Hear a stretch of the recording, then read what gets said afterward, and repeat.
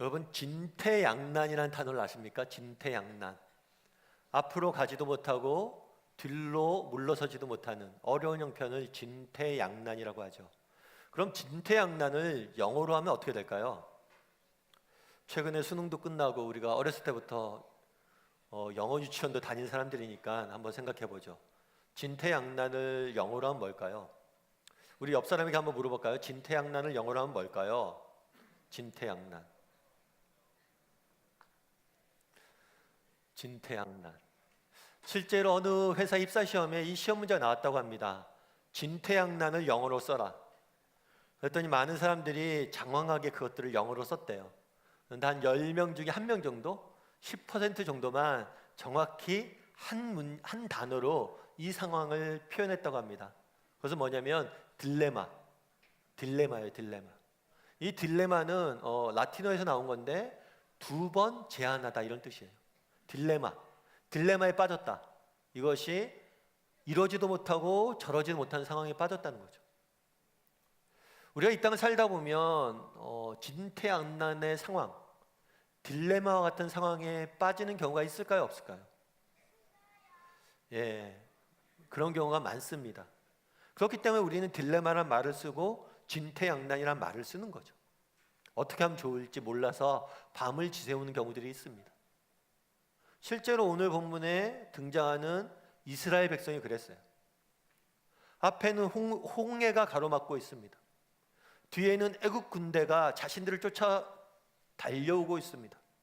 앞으로 가자니 물에 빠져 죽게 생겼고 뒤로 가자니 애국 군대가 자기들을 죽이게 되었습니다. 그야말로 진퇴양난, 딜레마에 빠진 거죠. 그런데 이렇게 딜레마, 진퇴양난에 빠진 이스라엘 백성들을 하나님께서 구원하시고 그들에게 주고자 했던, 그들을 구원하시는 메시지가 오늘 본문의 내용입니다. 저는 오늘 본문의 이야기를 중심으로 해서 우리가 이 땅을 살다 보면 딜레마 같은 상황들 빠질 때가 있는데 그때 그런 것들을 어떻게 우리가 이겨낼 수 있을지에 대해서 여러분과 몇 가지 이야기를 나누어 보았으면 좋겠습니다. 첫 번째는 기억하라는 거예요. 기억하라. 우리 오늘 본문의 10절과 11절은 이렇게 되어 있습니다. 우리 10절과 11절 말씀을 같이 한번 다시 읽어보았으면 좋겠습니다. 같이 읽겠습니다. 바로가 가까이 올 때 이스라엘 자손이 눈을 들어 본즉 애굽 사람들이 자기들 뒤에 이른지라. 이스라엘 자손이 심히 두려워하여 여호와께 부르짖고 그들이 또 모세에게 이르되 애굽에 매장지가 없어서 당신이 우리를 이끌어내어 이 광야에서 죽게 하느냐? 어찌하여 당신이 우리를 애굽에서 이끌어내어 우리에게 이같이 하느냐? 원래 이스라엘 백성들은 애굽의 노예로 있었습니다. 하나님께서 그들이 불쌍히 여기사 모세를 보내서 그들을 애굽에서 탈출시킵니다. 그래서 이스라엘 백성들이 애굽에서 탈출해서 광야로, 약속의 땅으로 가게 됩니다. 그런데 바로가 이스라엘 민족을 보내준 걸 후회하게 됩니다. 그래서 군대를 이끌고 뒤쫓아와요. 그러자 백성들이 이 군대를 이끌고 애굽에서 뒤쫓아온다는 이야기를 듣고 이 이스라엘 백성들이 두려움에 빠집니다. 그런 다음에 하나님과 모세를 원망하고 이야기하는 거죠. 아니 왜 우리를 그냥 애굽에 두지? 이렇게 데리고 나와서 여기서 죽게 했느냐? 애굽에서 차라리 노예를 할 걸 우리가 괜히 나왔다.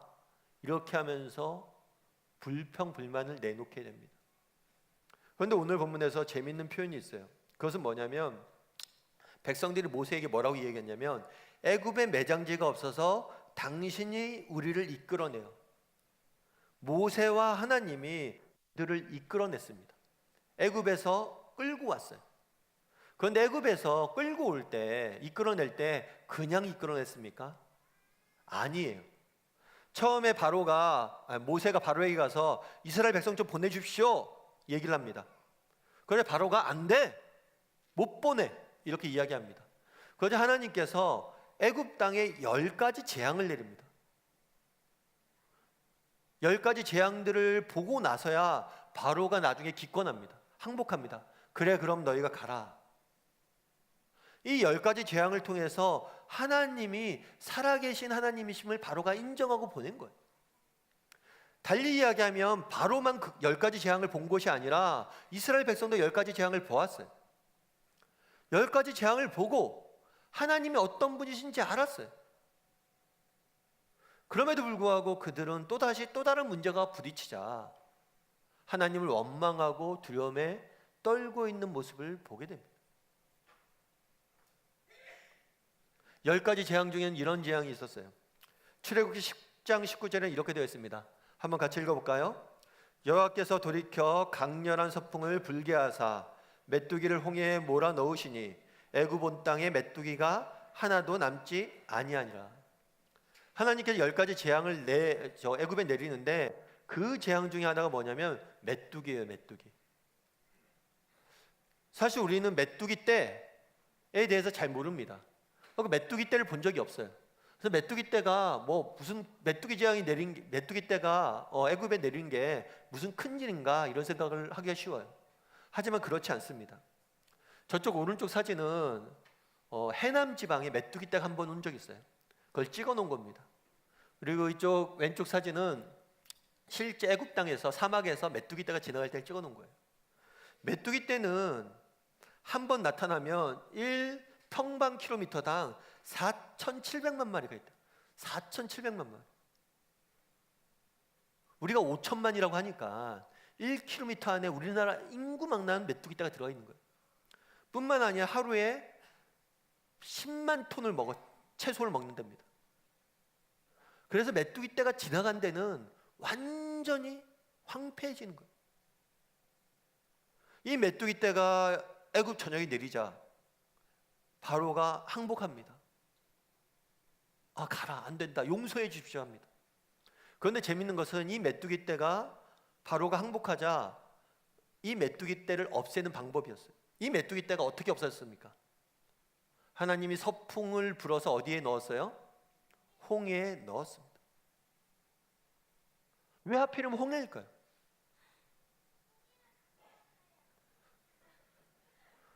이집트 사람들은 신을 섬기고 있었어요. 이 이집트에 내린 10가지 재앙은 이집트 사람들이 섬기는 신과 관련이 있습니다.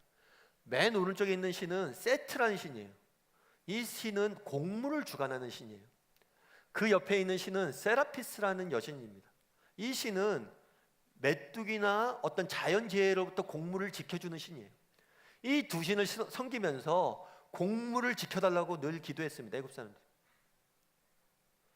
메뚜기 재앙을 통해서 주고자 했던 메시지는 그거죠. 아니다, 니네가 섬기는 저 신은 가짜다. 이 메뚜기와 곡물과 이 세상 모든 것들을 주관하시는 분은 하나님이심을 보여주기 위함입니다. 그런데 이 메뚜기 떼가 없어질 때 홍해에 빠졌다고 이야기를 합니다. 애굽 땅이 저만큼 큽니다. 저 애굽 땅에 메뚜기 떼가 가득했다고 생각해 보십시오. 그리고 그 메뚜기 떼가 한순간에 홍해로 날아가서 빠지는 모습을 보았다고 생각해 보십시오. 그것이 얼마나 큰 장관이었겠습니까? 그런데 왜 하필이면 홍해예요? 홍해 앞에 이스라엘 백성들 서 있습니다. 애국 군대가 두렵냐? 너희 보지 않았냐? 애국 군대도 두 손 두 발 들었던 메뚜기 떼가 어떻게 죽었는지, 내가 홍해를 어떻게 이용했는지, 내가 지금 당장이라도 저 군대를 홍해에 못 빠뜨릴 것 같냐? 왜 기억을 못하냐는 거예요. 너희가 보지 않았냐? 내가 어떤 일을 행했는지. 이스라엘 백성들이 그날에 왜 두려움에 빠졌습니까? 그 메뚜기 떼가 홍해에 빠진 것을 보았어요. 애국 군대보다 더 강력했던 메뚜기 떼가 홍해에 빠진 걸 보았음에도 불구하고, 하나님이 언제든지 그렇게 하실 수 있는 분이심을 보았음에도 불구하고 두려움에 빠져 있는 겁니다. 이스라엘 백성들의 가장 큰 문제는 무엇입니까? 기억하지 못한 거예요. 기억하지 못한 거예요. 우리도 마찬가지죠. 우리도 우리 인생의 가장 중요한 문제가 뭔지 아십니까? 기억하지 못하는 거예요. 우리는 하나님이 어떤 분이신지 배웠습니다. 그리고 지난 세월 여러분들의 삶을 돌아보십시오. 하나님께서 은혜 주셔서 정말 여러분의 삶들을 어떻게 인도해 주셨습니까? 정말 지난 시절 한번 여러분이 돌아보십시오. 하나님 앞에 정직히 기도했는데 하나님께서 어떤 응답을 주셨습니까? 그런데 똑같은 문제를 만나면 다 잊어버리는 거예요. 기억하지 못하는 거예요. 그래서 무엇을 하는 겁니까? 두려움에 떨고 염려에 떨고 걱정에 빠지는 거예요. 우리가 이 땅에 인생을 살다 보면 딜레마, 진퇴양난의 상황에 빠질 때가 있어요.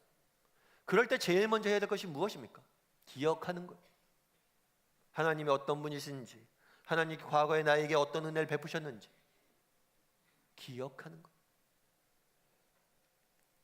여러분, 이 기억하다는 단어는 히브리어 말로 하면 자카르라는 단어예요. 자카르.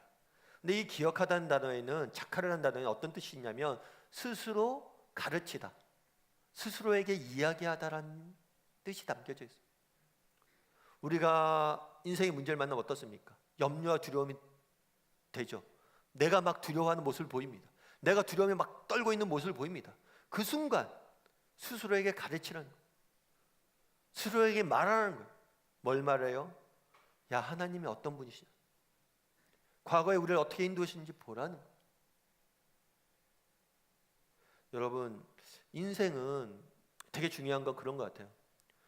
결정적인 순간에 누구의 말을 듣냐에 따라서 우리의 인생은 결정이 됩니다.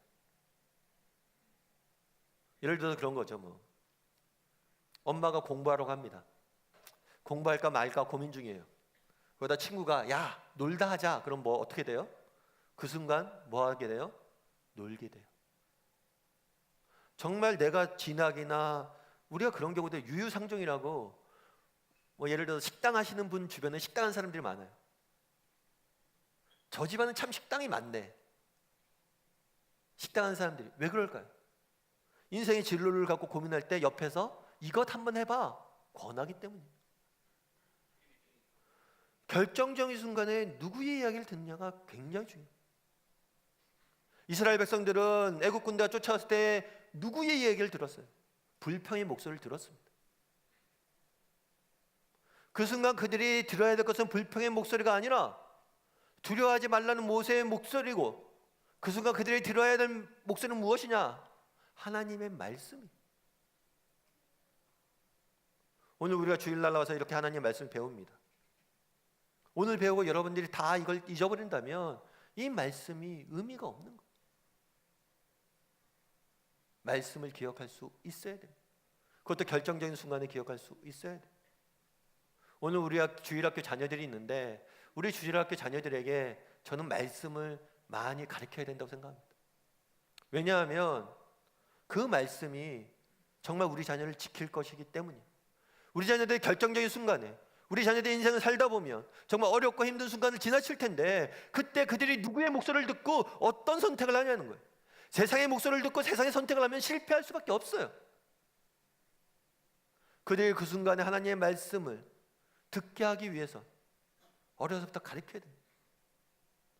그랬을 때 결정적인 순간에 그 말씀이 우리 자녀들을 지킬 겁니다. 바라기는 우리 다음의 식구들이 하나님 말씀을 배울 수 있는 사람이 되었으면 좋겠습니다. 배울 뿐만 아니라 그것들을 기억하기 위해서 노력할 줄 아는, 특별히 결정적인 순간에 기억하기 위해서 노력할 줄 아는 저와 여러분이 되기를 주님의 이름으로 소원합니다. 두 번째로 오늘 본문에서 우리가 배울 수 있는 건 뭐냐? 신뢰하라는 거예요. 신뢰하라. 우리 13절 14절을 한번 보죠. 13절 14절을 같이 한번 읽어보도록 하겠습니다. 모세가 백성에게 이르되 너희는 두려워하지 말고 가만히 서서 여호와께서 오늘 너희를 위하여 행하시는 구원을 보라. 너희가 오늘 본 애굽 사람을 영원히 다시 보지 아니하리라. 여호와께서 너희를 위하여 싸우시리니 너희는 가만히 있을지니라. 아멘. 여러분, 그날에 앞에는 홍해가 가로막고 있고 뒤에는 애굽 군사들이 막 쫓아옵니다. 그날에 이스라엘 백성들이 한 200만 명 정도 된다고 그랬어요. 그 이스라엘 백성 중에서 제일 두려움에 빠지기 쉬운 상황에 있는 사람 누굴까요? 어린아이일까요? 제일 그날의 두려움이 컸던 사람은 아마 모세일 겁니다. 여러분, 지도자가 된다는 건 어려워요. 부모가 된다는 것도 어려워요. 형이 된다는 것도 어려워요. 왜냐하면 책임을 져야 되기 때문에. 모세는 200만 명을 책임져야 돼요. 내가 실수하면 200만 명이 죽습니다. 요즘도 뭐 핵전쟁이 일어나면 미국 대통령이 버튼 하나 누르면 지구가 멸망하잖아요. 그 책임이 얼마나 큽니까? 모세가 가장 두려웠을 상황이에요. 그런데 모세가 뭐라고 얘기합니까? 두려워하지 말자 이야기해요. 왜 두려워하지 말자고 이야기합니까?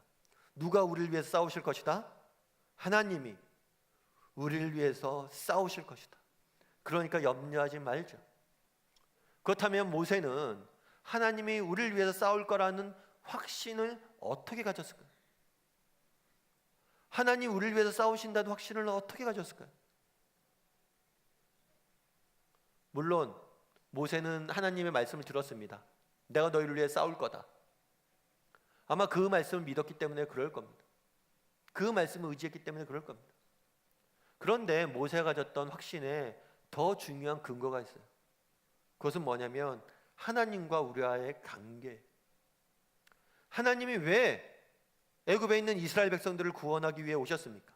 하나님께서 그런 얘기를 하시거든요. 이스라엘은 나의 장자다. 이스라엘은 나의 아들이다. 왜 하나님께서 우리를 위해서 싸우실 거라 확신했습니까? 하나님은 우리의 누구이기 때문에 아버지 되시기 때문입니다. 아버지 되시기 때문에. 여러분 식당 같은 데 가면 가끔 그런 경험들을 하죠. 식당 같은 데 가면 애들이 떠드는 경우들이 있습니다. 돌아다니면서. 그럴 경우 어떤 마음이 드세요? 아유 조용히 좀 하지. 애들이 너무 시끄럽네. 이런 마음이 듭니다. 그렇다고 이런 마음을 갖고 있지 그 애들한테 가서 야 니네 떠들지 마 라고 말하고 혼내지 않아요. 왜 혼내지 않을까요? 남의 자식이니까. 내 아들 딸이 그런다면 어떡합니까? 혼내죠. 왜 혼냅니까? 다른 사람들에게 우리 자녀들이 손가락질 받고 다른 사람들에게 우리 자녀들이 피해를 주고 다른 사람들이 우리 자녀들을 욕하는 걸 듣기 싫어서 내가 혼내는 거예요. 왜 귀찮게 혼냅니까? 싫은 소리를 합니까? 내가 사랑하는 내 자녀이기 때문입니다.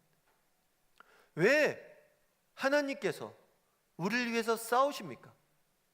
왜 싸우세요? 우리가 누구이기 때문이에요? 하나님의 자녀이기 때문에. 모세는 그 사실을 믿고 있었어요. 그래서 하나님께서 우리를 위해서 싸우실 것이다. 그런데 문제는 뭐예요? 하나님이 보이지 않는다는 거죠.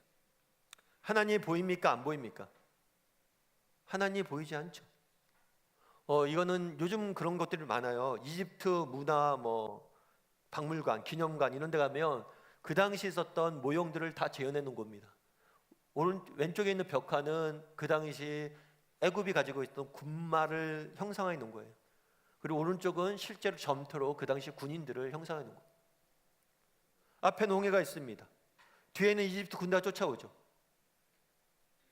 그들을 눈에는 이집트 군대와 마병들이 보입니다. 하지만 하나님은 보이지 않죠. 그렇기 때문에 우리가 정말 보이지 않기 때문에 그분이 우리를 위해 싸우신다는 걸 믿기가 어려운 거예요. 그런데 우리가 기억할 것이 있어요. 정말 보이는 것만이 전부가 아니란 거예요. 우리가 오감이 느낄 수 있는 것만이 전부가 아니란 거예요. 아시다시피 지구는 태양 주변을 돌고 있습니다. 지구는 스스로 자전을 하면서 태양 주변을 돌고 있어요. 그런데 지구의 자전 속도가 시속 1670km예요. 1시간에 1670km를 갈 수 있는 사람이 있습니까? 그런데 모든 사람은 그렇게 가고 있어요. 지구가 그렇게 돌고 있으니까. 그리고 공전은 초당 30km를 간대요. 똑딱 하는 사이에 30km를 가고 있는 거예요. 우리가.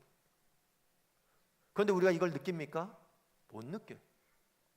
하지만 우리는 가고 있습니다. 핸드폰을 쓰죠. 핸드폰 보면 신기해요. 내 손에 기계가 있는데 여기에 별의별 정보가 다 뜹니다. 어디서 이걸 줍니까? 보이지 않는 무선으로 뭐가 왔다 갔다 한대요. 내가 누르면 정보가 가고 왔다 갔다 한대요. 놀라운 일이죠. 우리는 보이지 않는 것을 보고 쓰고 씁니다. 쓰고 사용합니다. 보이지 않는다고 존재하지 않는 게 아니에요. 여러분, 우리는 다 태어나기 전에 태아 시절을 지냈습니다. 태아 시절 때 어머니가 보입니까? 어머니가 안 보이죠. 그렇다고 태아가 자기들끼리 쌍둥이가 얘기하다가 야, 엄마가 안 보이니까 엄마가 없는 거야 이야기할 수 있습니까? 아니죠. 태아는 엄마를 보지 못하지만 엄마는 이 태아를 위해서 일합니다. 태아 교육도 시키고 태아의 좋은 음식도 먹고 태아가 혹시 아플까 봐 임신을 하면 감기약도 안 먹어요. 아이를 위해서. 우리 자녀들 어떻게 엄마가 여러분들을 낳았는지 알아야 됩니다.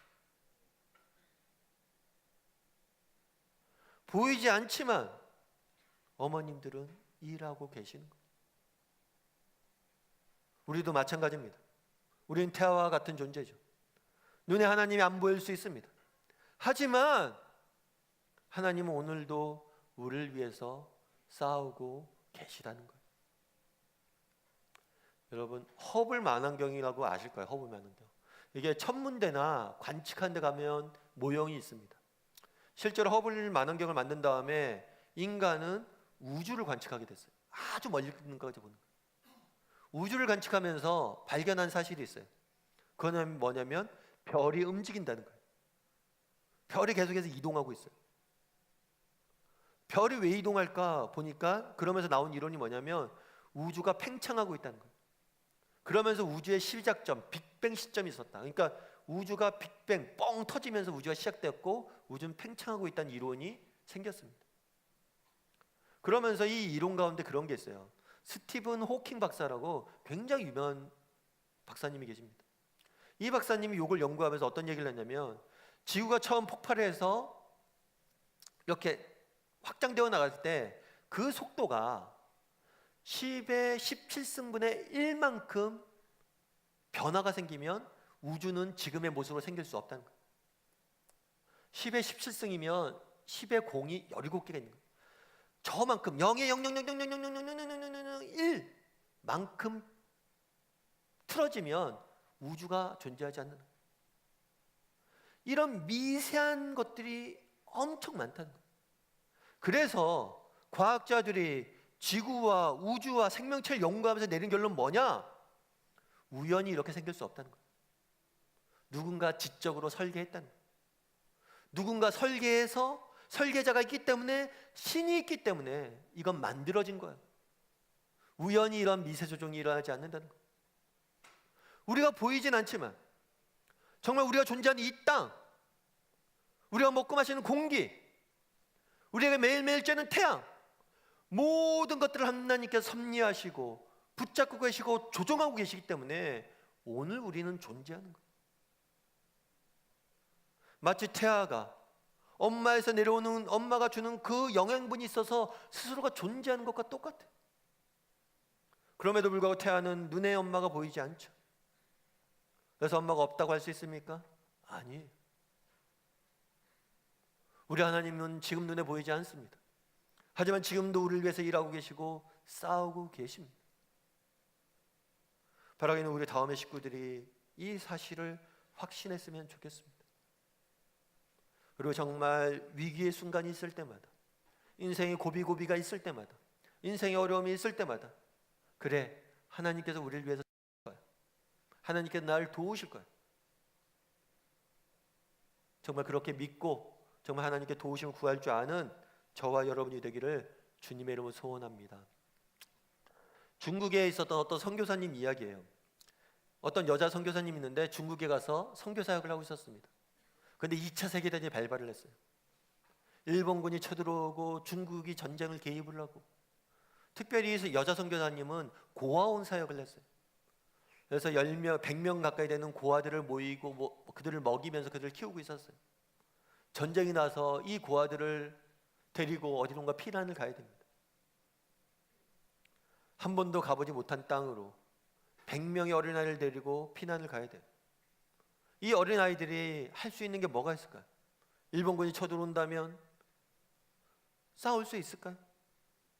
나는 여자인데 이 아이들을 지킬 수 있을까? 이 선교사님이 그런 생각을 했대요. 아, 우리 이러다 죽겠다. 아마 우리는 끝까지 못 가고 다 죽을 거야. 잠도 안 오고 뜬 눈으로 밤을 새우고 있었답니다. 그런데 그 고아원에 있었던 어떤 어린아이 중에 한 명이 이 선교사님에게 그런 얘기를 했대요. 선교사님이 지난번에 모세가 홍해를 가른 이야기를 했잖아요. 우리도 그렇게 홍해가 갈라지는 것처럼 우리 앞길이 열려서 내일 되면 우리 살아날 수 있는 거죠. 이렇게 이야기했대. 그런데 그 아이의 이야기를 듣고 차마 그래 라고 못하겠더래. 그래서 이 선교사님이 그런 얘기를 했대요. 그런데 난 모세가 아니야. 그러자 이 어린아이가 그런 얘기를 했대요. 물론 선교사님 모세가 아니죠. 하지만 하나님은 여전히 하나님이시잖아요.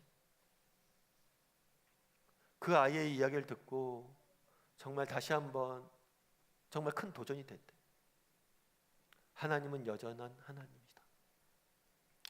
그날에 모세가 손을 들자 하나님이 이스라엘 백성들을 위해서 싸웠다라고 이야기합니다. 왜 그들을 위해서 싸우셨습니까? 그들의 아버지 되시는 하나님이 싸우셨다라고 이야기합니다. 그 하나님이 오늘 우리의 아버지 되신다고 이야기합니다. 그날에 이스라엘 백성들을 위해서 싸웠던 하나님께서 오늘도 우리를 위해서 싸우실 것입니다. 그런 믿음을 가질 줄 아는 어떤 형편 중에서도 그런 믿음을 가질 줄 아는 우리 다음의 식구들이 되기를 주님의 이름으로 소원합니다. 마지막으로 오늘 본문에서 배워야 될 게 뭐냐? 첫 번째로 기억할 수 있어야 돼요. 두 번째 뭐래요? 신뢰할 수 있어야 됩니다. 세 번째로는 기대해야 돼요. 무엇을 기대해야 되냐? 4절에 보면 이렇게 되어 있습니다. 우리 4절 말씀을 같이 한번 읽어볼까요? 같이 한번 읽겠습니다. 내가 바로의 마음을 완악하게 한즉 바로가 그들의 뒤를 따르리니 내가 그와 그의 온 군대로 말미암아 영광을 얻어 애굽 사람들이 나를 여호와인 줄 알게 하리라 하시매 무리가 그대로 행하니라. 하나님께서 그런 얘기를 합니다. 모세야, 분명히 니네가 나가면 애굽 사람들이 쫓아올 거야. 하지만 알고 있어. 내가 일부러 그렇게 쫓아오게 허락한 거야. 그리고 쫓아오게 될 것인데 허락한 거야. 그런데 그걸 허락한 이유가 있어. 그건 뭐냐면 여호와인 줄 알게 하기 위함이야. 내가 누구인지 보여주기 위해서, 내가 그들에게 알려주기 위해서, 내가 너희가 알게 하기 위해서 일부러 그렇게 한 거야. 그러니까 너희는 두려워하지 마. 하나님께서 왜 그날에 모세에게 이런 얘기를 했을까요? 모세에게 확신을 주기 위해서요. 어떤 확신을 주기 위해서요? 계획이 있다는, 하나님께서 우리를 위한 계획이 있다는 확신을 주기 위해서 모세에게 이런 말씀을 하신 겁니다. 우리가 이 땅을 살아가면서 여러 가지 일들을 경험합니다. 어떨 때 좋은 일들을 경험할 때도 있어요. 어떨 때 안 좋은 일들을 경험하고 있어요. 하지만 우리가 늘 이 땅을 걸어가면서 우리에게 반드시 필요한 확신 한 가지가 있어요. 그것은 뭐예요? 하나님이 우리를 향한 선한 계획이 있다는 거예요. 뿐만 아니라 이 계획을 확신할 뿐만 아니라 이 계획을 기대하길 원하는 거예요. 그래, 하나님께서 이번에 무슨 좋은 일을 하시려고 이런 일들을 내게 주셨을까? 이런 마음들을 갖게 하시길 원하시는 거예요. 사실 우리는 자녀를 키우다 보면 하나님의 마음을 이렇게 이해하게 되는 경우들이 많은 것 같아요. 저희도 이제 애들을 낳고 이제 자녀가 둘인데 이제 초등학교 막 보냈습니다. 초등학교 막 보냈는데 우리 초등학교 보냈을 때 저희 아내랑 제가 많이 했던 얘기 중에 하나가 뭐냐면 우리 아이가 커서 뭐가 될까? 대학은 어느 과를 보낼까? 뭐 사람을 고치는 의사가 되는 곳을 가야 되나? 아니면 뭐 아이들을 가르치는 교육을 해야 되나? 아니면 사회를 공정히 만드는 어떤 법과 관련된 일을 해야 되나? 그런 얘기를 막 하는 거예요. 그리고 애들한테 묻죠. 너 어디 가고 싶니? 이제 막 한글을 떼기 시작한 아이한테 무엇을 하고 싶냐고 묻는 건 되게 가혹한 일이긴 하죠. 그럼에도 불구하고 부모가 왜 이런 걸 묻습니까? 아니, 부모란 어떤 사람입니까? 우리 자녀들이 태어나자마자 우리 자녀들의 먼 미래의 직업을 걱정을 하고 결혼을 걱정을 하고 그것을 위해서 기도하고 준비하는 사람들이 부모예요. 성경은 하나님이 우리의 아버지 되신다고 이야기합니다. 그 아버지 되신 하나님에게는 우리를 향한 계획이 있다는 거예요. 때로는 우리에게 안 좋은 일들을 허락하실 때가 있습니다. 때로는 내 계획과 다른 길을 가게 하실 때가 있어요. 때로는 내 계획이 실패하게 만드실 때가 있어요. 그럴 때라도 기억해야 될 게 있습니다. 그건 뭐예요? 하나님에겐 계획이 있다는 거예요. 여러분들 제가 예전에 한번 기사를 봤는데 어떤 기사냐면 하림이라고, 여러분 저 통닭 파는 회사를 알 거예요. 하림 통닭이라고. 아마 마트나 가서 아마 봤을 겁니다. 저런 통닭을. 하림 회사 사장의 기사를 봤어요. 국민일보에 실린 기사. 근데 이 하림 통닭의 사장이 모태신앙이었어요. 근데 이 사람이 통닭 회사를 하게 된 계기가 뭐냐면, 초등학교 때 할머니가 닭을 12마리 주면서 키우라고 그랬대요. 그때 닭을 키우면서 나중에 난 농장주가 돼야겠다, 그렇게 시작을 했다가 고등학교 시절부터 이 통닭, 그러니까 닭 농장을 시작을 한 거예요. 처음에 작게 농장을 시작을 했는데 나중에는 점점 기업화되면서 하림이라는 회사를 차려서 공장까지 만들고, 그래서 통닭 만드는 회사로서 굉장히 유명해졌죠. 그런데 어느 날 한 번은 공장에 불이 났대요. 익산에 공장을 만드는 공장에 불이 났어요. 그래서 그 불로 인해서 완전히 공장이 전소가 됐어요. 기사에 보니까 태어나서 그렇게 울어본 적이 없대요. 정말 많이 울었대요. 그렇겠죠. 평생을 일궈온 것이 하루아침에 잿더미가 됐으니까. 그런데 나중에 그분이 그런 얘기를 하더라고요. 그때 정말 모든 게 불타버려 끝이라고 생각했는데 그 순간이 저에겐 축복의 순간이었습니다 라고 이야기를 하더라고요. 왜 축복의 순간이었냐 얘기했더니만 그거였대요. 자기가 투자해서 세워놨던 공장이 다 불탔는데 그런 생각이 들대요. 내가 태어나면서부터 모태신앙인데 하나님 앞에 한 게 뭐 있을까? 정말 하루아침에 다 타버릴 저걸 위해서 내가 평생 쫓아왔는데 저것만 쫓고 살아가는데 무슨 의미가 있냐는, 한순간에 사라질 것들을 위해서 쫓아온 자신의 삶에 대해서 돌아보게 된다. 그리고 내가 신앙인으로서 이렇게 사는 게 맞나? 그러면서 회개의 눈물을 흘렸다고 합니다. 그래서 자기는 고난이 축복이었대. 왜냐하면 그 시절을 통해서 자기는 하나님 앞에 돌아왔으니까. 그런데 그러면서 또 한 가지 더 이야기해요. 축복이었던 이유가, 그 당시에 불이 다 났대요. 그래서 공장을 새로 지었는데 공장을 새로 짓다 보니까 새롭게 닭을 키우는 방식에 따라서 새로운 것들을 가지고 새롭게 공장을 지었대요. 그런 얘기를 하는 거예요. 이 사건이 불이 나기 전까지는 회사가 잘 됐으니까 공장을 새로 지을 생각을 안 했대요. 그런데 불이 나서 부득이하게 공장을 새로 짓다 보니까 새롭게 도전하게 된 일들이 있다는 거예요. 그런데 그 이후에 정말 양계 시장 자체가, 구조 자체가 바뀌었는데 자신들이 그때 준비되어졌던 것들로 오히려 더 성장할 수 있는 계기가 되었다는 거예요. 그래서 정말 불타지 않았으면 결코 알 수 없었던 하나님에 대해서 알게 되고, 불타지 않았으면 결코 세울 수 없는 계획을 세워서 내가 이룰 수 있었다는 거예요. 그래서 고난도 축복이라.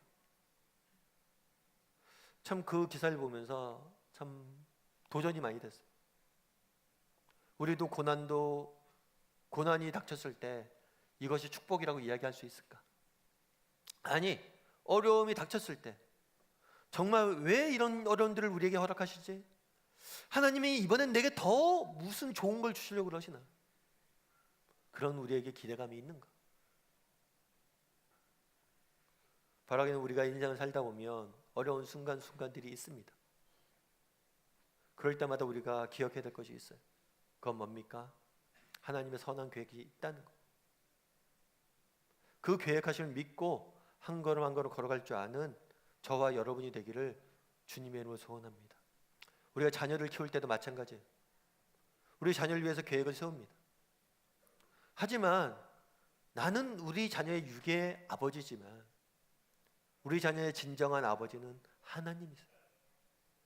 나보다 더 귀한 계획을, 나보다 더 큰 계획을, 더 선한 계획을 가지고 계세요. 그것들을 믿고 하나님께 맡기고 기도할 수 있어야 됩니다. 그런데 이러한 하나님의 계획들을 맛보기 위해서 우리에게 해야 될 것이 있어요. 15절 말씀을 같이 한번 읽어볼까요? 같이 읽겠습니다. 여호와께서 모세에게 이르시되 너는 어찌하여 내게 부르짖느냐? 이스라엘 자손에게 명령하여 앞으로 나아가게 하고. 홍해가 갈라진 것들을 어떻게 맛볼 수 있습니까? 먼저 나아가야 돼요. 홍해의 발을 디뎌야 됩니다. 바라기는 우리 다음의 식구들이 지금 어떤 형편에 있는지 모르겠습니다. 여러분들이 어떤 형편에 있든지 정말 하나님이 어떤 분이신지 기억하고 우리를 위해서 싸우시는 하나님을 신뢰하고 분명 하나님께서 나를 위한 선한 계획이 있을 거야 라는 믿음을 가지고 한 걸음을 내딜 줄 아는, 여러분의 선 자리에서 정말 믿음을 갖고 한 걸음을 내딜 줄 아는 저와 여러분이 되기를 주님의 이름으로 소원합니다.